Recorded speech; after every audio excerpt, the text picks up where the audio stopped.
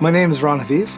I've been a photographer for about 30 years, and during that time, I photographed over 30 conflicts and worked in over 100 countries. Today, at least in the United States, we live in a world where the press is under fire. The term fake news is becoming not only viral within the United States, but going beyond.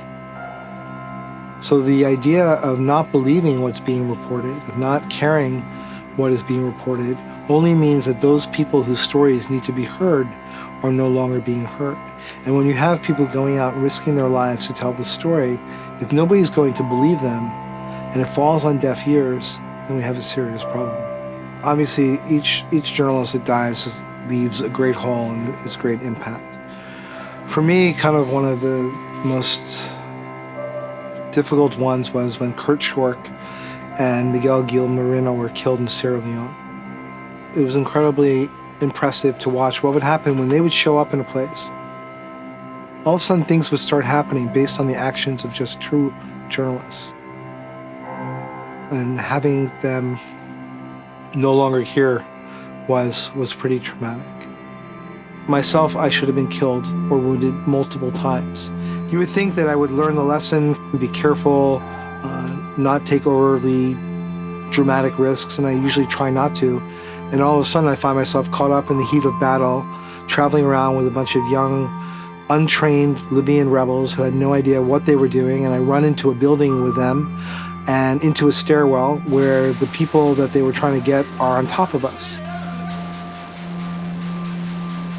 Incredibly stupid thing to do, because the guy right in front of me was killed. I didn't survive because I was smarter, I didn't survive because I was better, I just survived because I was lucky. So after all the training, after all the thought, after losing friends, then sometimes you still wind up making mistakes, because all I wanted to do was make sure that I was telling the story. When I witness these situations and I realize that obviously I'm not the only one doing it, there's a whole community of people that have been doing it before me, while I'm doing it, and people that will follow, that their ability to dedicate their lives, their energy, their ideas to making sure that these things are seen. Much of my work was eventually used in The Hague for the International War Crimes Tribunal to indict and convict war criminals, which I was very happy to participate in. I managed to photograph a paramilitary soldier with his foot back, just about to kick the bodies of the people that they had just shot as they lay dying or were dead. Without journalism, without the stories, without the eyes, almost nothing else can happen. The last column is a project to understand what the mechanisms and sacrifices are when people go to very dangerous places to amplify the voices of those that cannot be heard.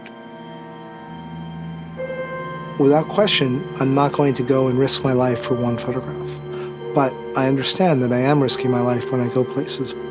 And I really, really do hope that the work, when it goes out there, and especially today when it has the ability to go viral, when it has the ability to reach people on all corners of the earth, that it will make a little bit of a difference.